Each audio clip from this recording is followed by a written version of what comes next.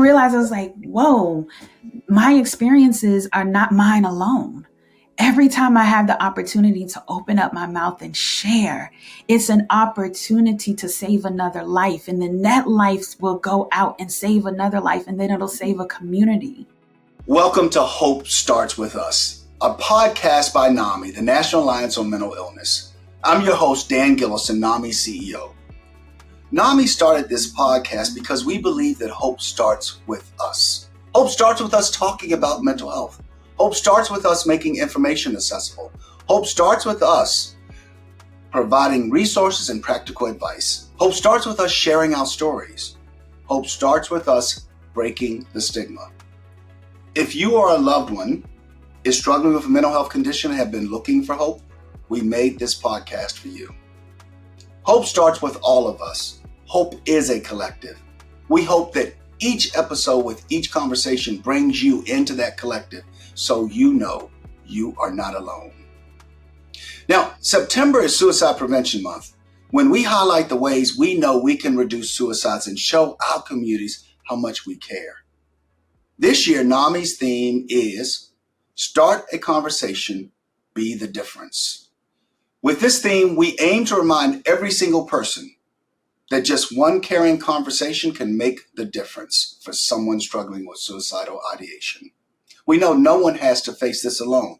Help exists. Healing is possible. And we invite all of our listeners to spread hope, help, and healing by starting those conversations and making the difference. Candace Washington, a licensed certified social worker, psychotherapist, and production therapist. She's also a mother, an author, and a minister. And most important for this conversation, a suicide survivor and a United States Air Force veteran. We just want to say thank you so much, Candace, for joining us. And we met at the American Black Film Festival. And it was incredible because as we start this conversation, you felt it so important that NAMI, we were on a panel on that Saturday. You were to leave that Friday. You changed your flight so that we could meet. So thank you. We appreciate it so much. Would you start this conversation, Candace, by telling our audience about your lived experience and your personal mental health journey? And also, as you do that, let me acknowledge you being a mother, an author, a minister, and a military veteran. Thank you for your service. So again, back to the question about your lived experience and your mental health journey. Well, first of all, thank you so much for having me. It was an honor to meet you at ABFF. And I think it's so timely, so important for us to have this conversation because I believe that transparency heals. I believe that transparency fosters empathy, connection, and also hope. And when I think about my journey and my experience, I am someone who falls into a lot of the statistics that NAMI reports. 1 in 5 individuals have a mental health condition. 50% of those struggle with substance abuse. By the age of 18, 61% of children have endured an adverse childhood experience, such as trauma. And then lastly, 1 person dies by suicide every 11 minutes. And when I think about my journey and I go back to those adverse childhood experiences, such as trauma, at 5, I endured an adverse childhood experience, such as sexual abuse. And I learned, Dan, early on at the age of 5, how to mask my pain and how to really navigate the silence of pain and not putting language on what it is that I was experiencing. And as I grew older, I learned how to mask my pain through achievement. So I fostered early on achievement addiction. I was achieving academically. I was an amazing scholar, but I was wrestling with a lot of pain. And by the age of 16, because of the experiences that I had early on, coupled with what I was experiencing at the age of 16, I started having suicidal ideations. I started having thoughts that life really wasn't worth living. And I remember I was 16 and I locked myself in a bathroom and I took a bottle of pills. And when I came to hours later, ill, physically ill, unsuccessful, the first thought that I had at that time was, man, it didn't work. It didn't work. So what I did was I put that mask back on and I kept on living. But what I realized now when I look back, I wasn't really living. I was just existing. I was just existing. And again, because I learned how to achieve well while suffering in silence, I went on, graduated from high school, went to Bowie State University and University of Maryland College Park. And after graduating those schools, because I went to University of Maryland College Park for the Air Force ROTC program. So after I commissioned, I went into the Air Force. And as soon as you get into the Air Force, they have this thing called a newcomers orientation, where all the new airmen, they go to this briefing and they're learning about the base. They are becoming accustomed with the military traditions and norms. And there was a gentleman there. He was a major. And at the time, I was at Wright-Patterson Air Force Base. There wasn't a lot of African American officers there. So when I met this gentleman, African American, he started to what I thought was mentor me. But what I realized months after was that he was grooming me. And the military has high rates of sexual assault. And he started stalking me. He started harassing me. And because I never dealt with that childhood trauma, because I never dealt with that 5-year-old little girl, because I never dealt with that 16-year-old little girl, all of the trauma that I was suppressing was coming to the forefront. And here I am, a brand new officer. By this time, I was a young mother. I had Bryson. He was 3 at the time. And the stalking and the harassing, I went back into silence. And because I didn't feel protected, I started drinking heavily. And a lot of people mask their pain with different vices. For me, how I masked my pain was through substances and substance abuse. And I remember one night I got behind the wheel of the vehicle, made a very poor decision, intoxicated, and I had my second suicide attempt when I tried to crash my car into the medium. And after that accident, the first thought I had again was it didn't work. This was my second failed attempt. And because my vehicle was no longer I wasn't, able to drive it. I remember it was about after midnight and I saw a car on the left side of the road and I waved it down. And then what I didn't realize is that I was waving down a police officer. And because I was so intoxicated, when the police officer encountered me, you can immediately smell the alcohol on my breath. You can smell it coming out of my vehicle. And he said those words, "Ma'am, have you been drinking tonight?" And I was traumatized by that event. I will say, because I never been in trouble, but I knew my poor decisions led me into this encounter. And I remember he asked me to walk the line, like the sobriety test. And I took one step and I fell and my face hit the pavement. And when I came to, I was in the back of his car in handcuffs. And at that time, no one was asking any questions of what led me to this place. And what I found out during the time after I was arrested was that the gentleman that was stalking me, he sexually assaulted another airman at another base. And instead of actions being taken against him, he was moved to another base and his behavior continued. And I remember, because this was my first time, in any legal trouble, the judge said, based upon you having your vehicle under your control at the time, you could do 180 days in jail. And instead of doing the 180 days, they sent me to a drug and alcohol treatment program.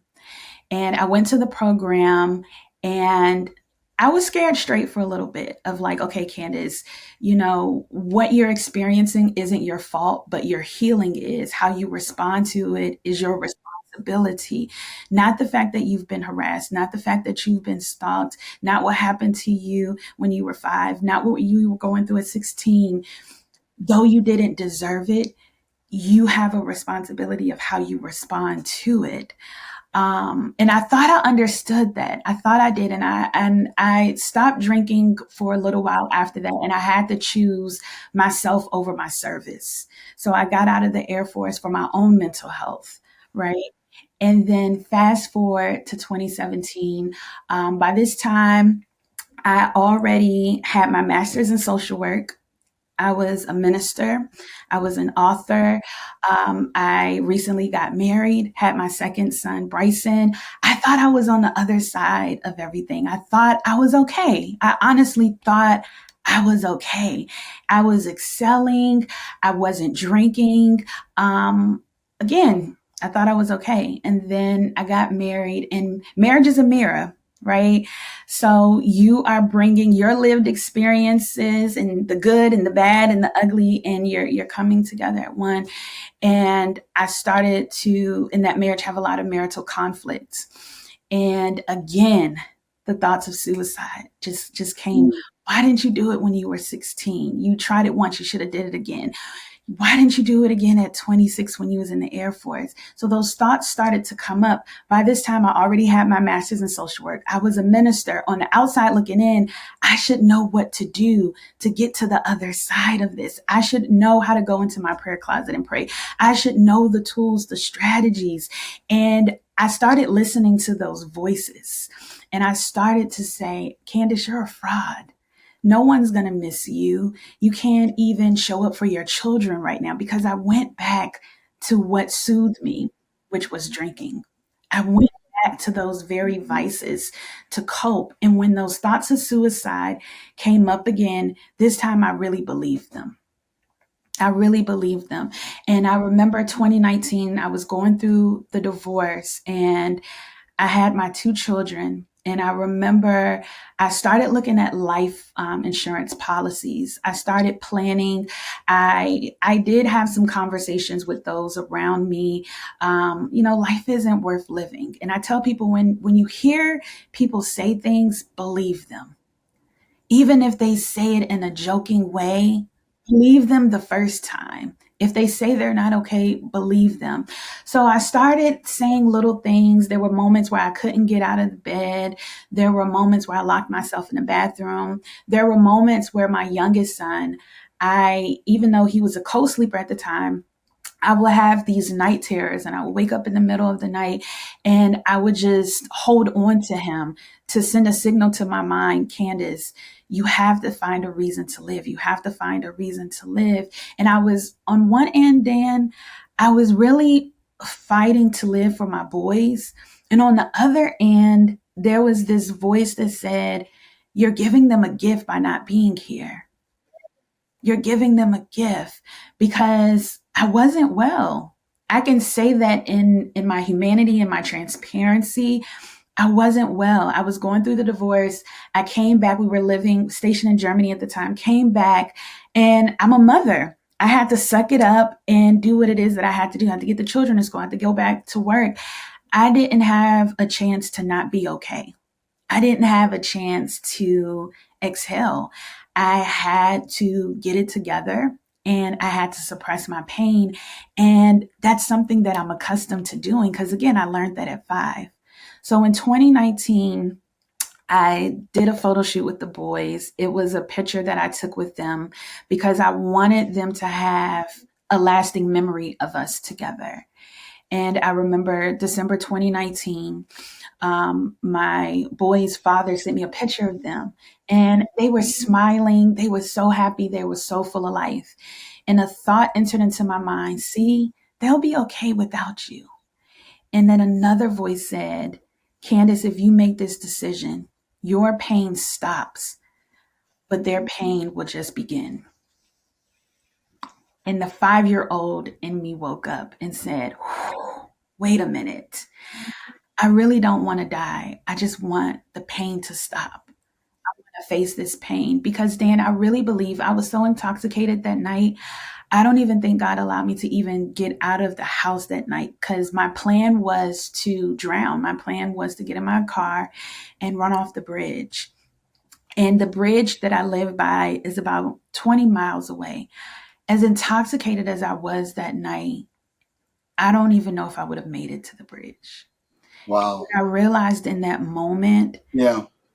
is I have to face this. And if I'm going to face it, I have to face it with a sober mind. Mm.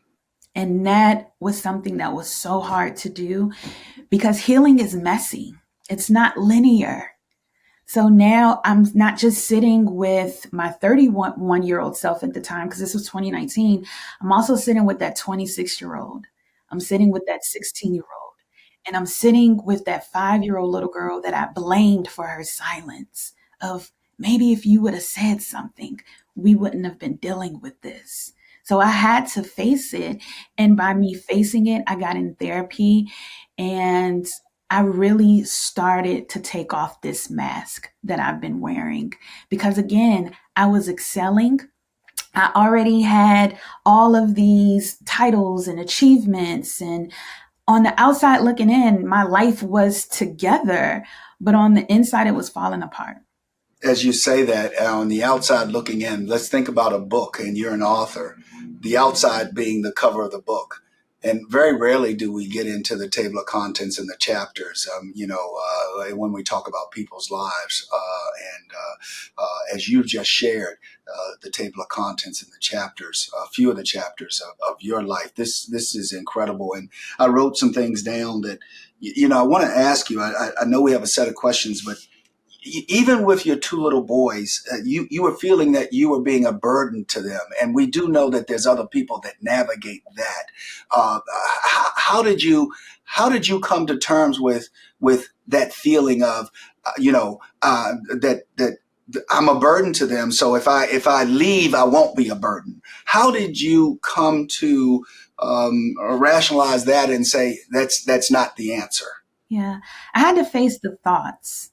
I had to face the thoughts. I had to realize that my feelings are valid, my experiences are valid, but my thoughts are not always reality. Thoughts are not always true. So I had to start having conversations with myself and put my thoughts on trial and say, who told you that? What experience led you to think this way? And I had to get down to the root and said, that's not something that is true because by me not being here, it doesn't add value to their life. It takes it away because now I'm not here to answer their questions.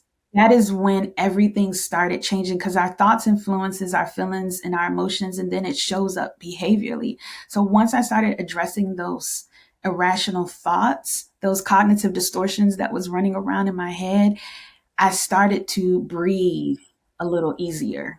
Yeah, cognitive distortions. Thank you for sharing that. And you also started us out with talking about ACEs and adverse childhood experiences, and those cognitive distortions are very important to this conversation we're having. And as we think about your experiences, you're a psychotherapist and a licensed social worker. What lessons have your experiences taught you in terms of in your body of work as a psychotherapist and a licensed social worker? I love this question because I think this is something you've learned about me already is that I'm very transparent. I never wanted to be a psychotherapist. I wanted to take my experiences, and this is one of the reasons I got in the field, was because I really wanted to understand the mind. The mind is one of the most powerful parts of our being, but it's also the most fragile. And I really was trying to understand my own mind, the mind of others. That's why I got in the field. And then because of the work that I did in the military and the things that I saw, men getting sexually assaulted, women getting sexually assaulted, I wanted to use my education to go back into the military and help those men and women that are experiencing sexual assault. But God had another plan, a greater plan than I even thought of. And I live by this quote. Dr. Maya Angelou says, as soon as healing takes place, you go out and you heal somebody else. And I realized, I was like, whoa, my experiences are not mine alone. Every time I have the opportunity to open up my mouth and share, it's an opportunity to save another life. And then that life will go out and save another life, and then it'll save a community. So I had to realize that it's power in putting language on what it is that we're experiencing. And even in my, body of work and my practice, I do a lot of narrative therapy, allowing my clients to rewrite their stories by showing a different ending, by showing a beautiful new chapter. I thought my life was over based upon these experiences that I never gave myself the opportunity to heal from. I just suppressed them. So once I started putting language on them, the power of storytelling, the power of saying, this is what I experienced, but this doesn't have to be the defining point of my future. Yeah, that is so powerful in terms of that. And Candace, I also want to say minister. Our work, we meet people where they are, and we also understand the importance of faith. So we have something called FaithNet, and we just held our annual Pathways to Hope conference, which is really focused on the faith community and all that come.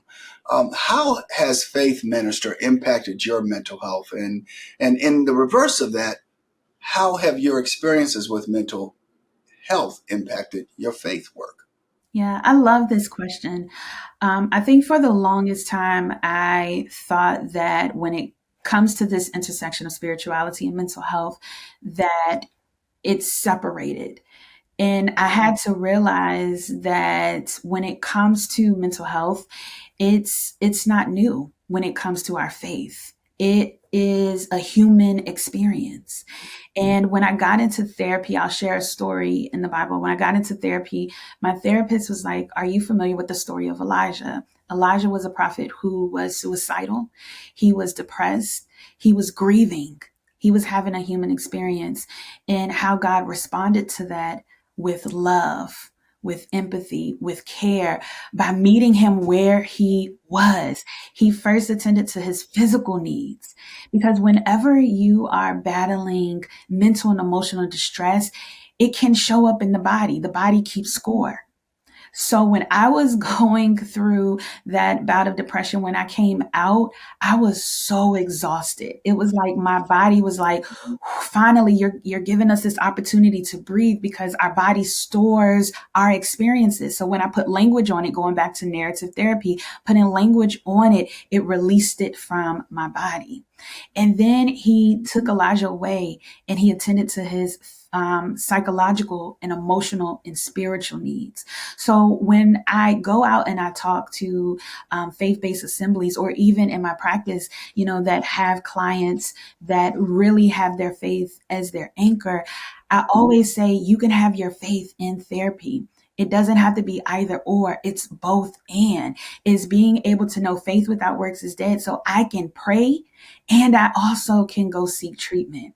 I can pray, and I can also seek medication management if needed. When it comes to our physical health, it's not stigmatized when we have any, illnesses within our bodies. We go and see our doctor. It's not a blinking of the eye or a raising of the eyebrow. So fostering these conversations is so crucial, especially in the faith-based community, because before an individual may come and see someone like myself, they're going to go to their faith-based leader.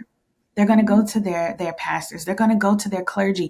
What information, what language are you sharing with them? Are you pushing them towards healing, or are you stigmatizing and demonizing this human experience and causing them to continue to suffer in silence?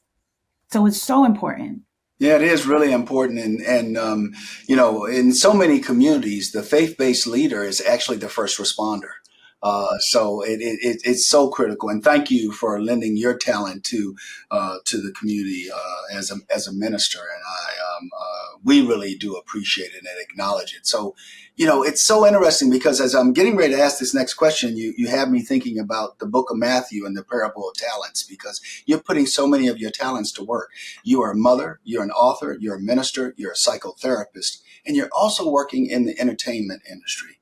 Would you tell us more about how you became involved in working as a production therapist? Yes, I love this question too, because when I think about what you just said about us utilizing all of our gifts and talents, I am really giving God all of the praise and glory for how he's kept me and allowed me to have time to heal and be undone, right? It's no timetable to healing for me. I was in therapy consistently for a year. And I even tell people now I'm a therapist with a therapist. I still see my therapist every Thursday at 1 p.m., right? That's a part of my self-care and my well-being. So now I have the opportunity to give back to all of the communities that's been a part of my healing. So, right. So my faith has been a part of my healing.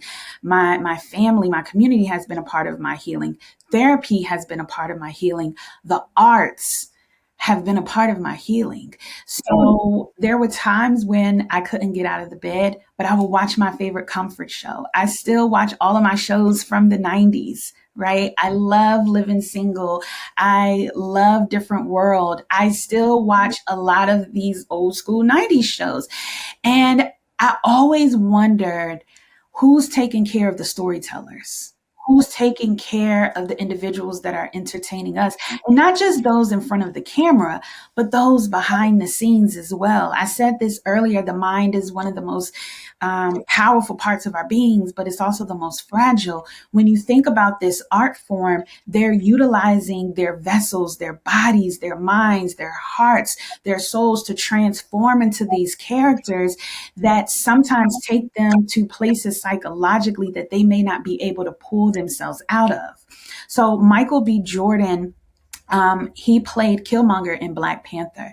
And he sat down with Oprah and said after he taped that, his family said, "You're a little cold. You're a little distant." He was disassociated because he said he became this character in his psyche, in his words, his language, how he communicated with others. He became this person. So he didn't de-roll from the role. So I said, wait a minute, where's the mental health support in this?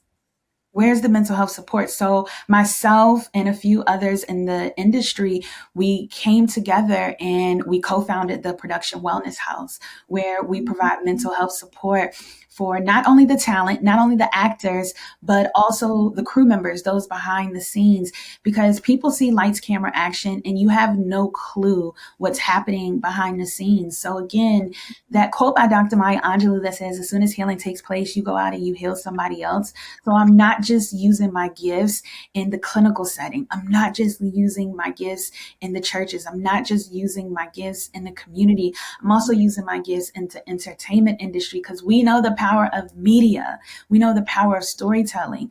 So when we foster these conversations around mental health and caring for yourselves, then these entertainers, even in sports, I'm in the sports, arena as well. They're going out and they're communicating and they're sharing their lived experiences. And then guess who gets impacted by that? Our communities. This is fantastic, and I would offer to you that as I think about, broadcast media, and I think about that person that's behind the camera, to your point, that's shooting a story or covering a story, and some of the stories that they cover, we see what can be shown on the afternoon or evening news, but they see so much more. It would be interesting to explore what therapy could look like for that segment of the industry, and including the work that you're doing. I love this. You said it's the Production Wellness House. Did I get that right? Production Wellness House. That's awesome. That is awesome. So as we think about that, and as you look at that work, what impact do you think you are having as a production therapist that is available on sets? One of the things that I just was thinking about is I sat down with an actress, Terry J. Vaughn, and we were talking about the intersection of mental health and entertainment industry. And she asked me a question, and tears welled up in my eyes when she asked this question. She said, "When I found out about the work that you're doing, I said, what took so long? What Mm. took so long?" Because it's time to humanize the individuals behind the role. A lot of times you're just a number on a call sheet. You're just the crew member for the day, but you have families, you have experiences, and you bring those experiences onto set. So to have someone like myself, and there are a lot of other licensed mental health professionals that are coming into this space, it shows that care is needed in an industry that a lot of times is an afterthought. Compassion should be prioritized, knowing that my well being is important to the directors, to the producers. That is so important, and that causes people to show up better.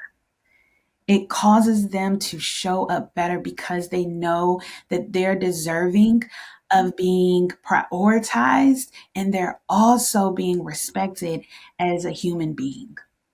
So I'm already seeing the impact that it's making, and I'm also seeing the need for having licensed mental health professionals on set because they have on set medics, the medical professionals, have intimacy coordinators when it comes to any scenes around intimacy to make sure that safety is present and boundaries are being applied and respected. But the mind again, you're transforming yourself into another character in the psyche, and sometimes the mind can't differentiate between a reality and a fallacy. So having someone like myself on these sets, I'm already seeing the impact because I'm seeing the conversations are changing, that care is coming into the industry, that compassion is being met, and that is something that has long been neglected. You know what? Kudos to you, and also I would say that your work is also able to challenge the industry to say you can do better and you can be better. So I appreciate you. We appreciate you challenging the industry to do better and be better. I love that you said that because that's something that someone said recently to me. They said, "Candace, do you know you're a disruptor?" And I said, "A disruptor?" They said, "You're disrupting our systems. You are shifting the landscape of the industry to say, whoa, like people should be cared for in this way. So you're disrupting systems, and it's an honor to be a part of it. It's bigger than me. It's bigger than the production wellness house. We want to see everyone in this industry be cared for. We shouldn't have to wait until there's another crisis to respond because it's such a reactive industry. But us being proactive and having these practices and standards in place and it being not optional, but mandatory." Yeah, yeah. This is so critically important, and we're so happy to see that you're doing it. And as we look to wrap up our conversation today, Candace, one of I hope will be many. By the way, what are some key insights you can share around suicide prevention, and what should our listeners keep in mind if they're interacting with someone who is experiencing suicidal ideation? Yeah. Now being almost 6 years on the other side of alcoholism, 6 years since that last bout of depression and having that suicidal intent, um, meeting people where they are is something that I know NAMI puts a lot of emphasis around.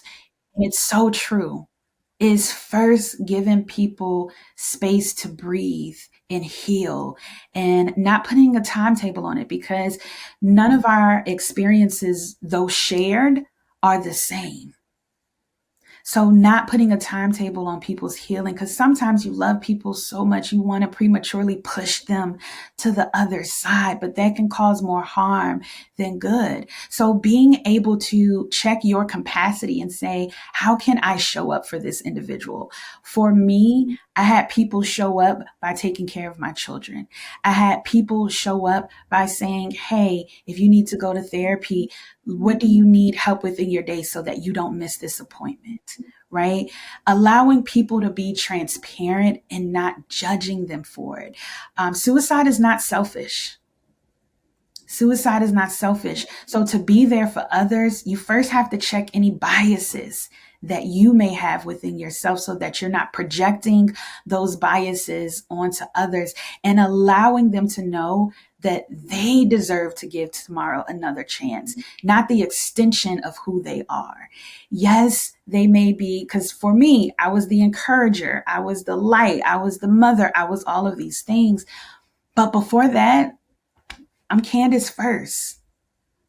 I'm Candace first. So Candace deserved to live, to give tomorrow another chance so that she can be there for her children, so that she can be there for her community. So meeting people where they are, allowing them to be undone and not okay, knowing that it's okay not to be okay, knowing that suicide is not selfish, checking your own capacity and ability to be there for them. Right? I may can't pick you up and take you to therapy, but hey, I can cook you a meal. What can I do within my limitations to be there for you during this time? Having resources on hand, right? If you think that someone is suicidal, um, ask the question directly. Don't think because you're asking the question, you're putting the thought of suicide into their minds. No, ask the question directly and be prepared with resources to say, okay, I can take you to this place. We can call 988. And yesterday was just 988 day, right? We can, find a licensed mental health professional in our community. But again, even those faith-based leaders having resources, having a response and responding out of love and care and empathy and not judgment or responding out of your own experiences. Getting people the help that they need by meeting them where they are. You know what, Candace, you are such an ambassador for us from the standpoint of yes, we say one of our mantras is meet people where they are, not where you want them to meet, where they are. The other one is you are not alone. Is as you've navigated this and thinking about a moment in time, is there anything you wish someone had said to you or done for you when you were in that headspace? I think now, looking back, for some, they did the best that they can with what it is that they knew of, the situation. I think the biggest thing, and it wasn't until after I started being honest about, where I was again, because again, I had two attempts, and then in 2019, it was the intent, right? The intent to take my life. Um, is giving myself that time to not be okay. Initially, because of societal norms and cultural preferences, it's like you don't have time to not be okay. You have to be this strong woman. You have to take care of these children. You have to suck it up and get it together. And I think having that space was life changing for me. So giving me that space to not be okay, because I wasn't just dealing with what was happening in the present. I also was facing years of untreated depression, years of suppressed pain. So it took some time for me to just jump back into that bubbly Candace that everyone knew and loved. It took some time. And giving those around you that permission to take their time in healing. Because again, when you prematurely push people through their healing journeys, it can cause more harm than good. And sometimes people push because they're uncomfortable instead of allowing the person to receive the help that they need and the timing in which they need it. So for me, in the initial phases of that after December 2019, um, that's when everything shifted around me. And we started fostering conversations, and fostering these conversations have shifted for me personally in my bloodline, shifted from generational trauma to generational healing, because now we're having these conversations. But initially, just space to not be okay, space to be undone, in space to say, I'm still this amazing woman. I'm still this amazing minister, this amazing mother, this amazing clinician. I'm still amazing, but right now I'm not okay. Right now I'm hurting. Right now, Candace needs to have time to heal so that she can continue. And that is why I love having these conversations, because I believe that transparency heals. And I hope that someone sees this, hears this, because I hear it all the time. You don't look like someone that battled alcoholism. You don't look like someone that was in drug and alcohol treatment programs. You don't look like someone who's been arrested. You don't look like someone who would attempt to take their lives. And I'm like, what does it look like? There's no look. These are just clothes. This is just makeup. There's no look. So every time we share our stories, you never know who's on the other side listening, who's on the other side saying, wait a minute, I'm not alone in this. So every time I speak, I'm grabbing someone else's hand and say, come on, you can get to the other side, and I'm not going to rush you to the other side, but I'm going to hold your hand through this. So I'm hoping in this conversation, someone feels that we're holding their hand through this, to say there's life on the other side of your experiences. You just have to continue to give tomorrow another chance. We can worry about next week. Let's just get to tomorrow. Let's just get to tomorrow. And this is so powerful. As we're talking about this, I wanted to ask you our last question that we ask every one of our guests. The world can be a difficult place, Candace, and sometimes it can be hard to hold on to hope. That's why with each episode, we dedicate the last couple of minutes of our podcast to a special segment called Hold On to Hope. Would you tell us what helps you hold on to hope? What now helps me hold on to hope are these two amazing boys that call me mommy. Like I said, there was a time where it didn't seem like they was enough, right? They wasn't enough to hold on for, because I started to believe those thoughts that life would be better without me. But every time they achieve, or they say something funny, or they run in at the end of the day and tell me about all the amazing experiences they had at school, every time it heals another part of me. It heals another part of me, because I know that there was a moment that I didn't want to be here to be able to experience this joy with them. So they give me hope. In myself, I'm anchored in hope. So now what gives me hope is the mentality of, Candace, you're deserving of living, not just existing. And for the longest time, I thought I wasn't worthy of this joy, this abundant joy, this life that I'm blessed to live. I didn't think I was deserving of it, but I realized that if I continued to place myself last, that could have been the end of me. But now that I'm seeing that I'm rooted and anchored in hope, that my children are rooted and anchored in hope, it's the beginning of me.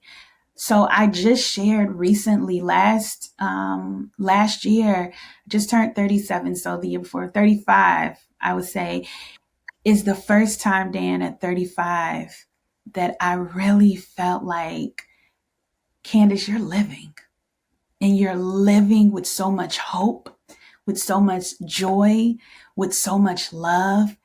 And you no longer have to pretend that you have it, because you're anchored in it. So I no longer have to wear this mask. And that is what gives me hope, is that I finally took the mask off and I left it off. So now my children get to experience this version of me, this healthy vessel.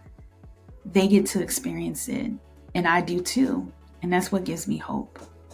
I've written down so many notes. I had to put on my reading glasses so I can go back to my notes. Candace, thank you, and to your boys, give your mom a big hug when you hear this. Just know what you mean to her. And as we talk about this, I just wanted to say that you mentioned something. You are worthy and anchored in hope.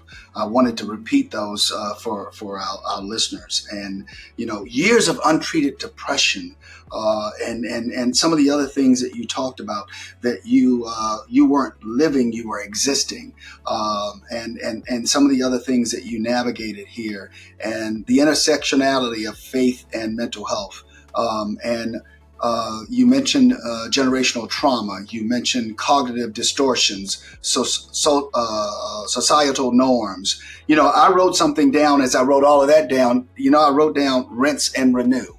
And I don't know where that came from, and I don't know how it manifests itself in our conversation, but I absolutely wrote down rinse and renew. It's easier said than done, but that renewal does come if you have hope. So I just wanted to mention that as kind of my summary of really listening to our conversation and actively listening to you, mom, author, minister, and veteran. So, I mean, wow. And like you said, if they looked at your book, they would say, you? No. And what you shared is, yeah.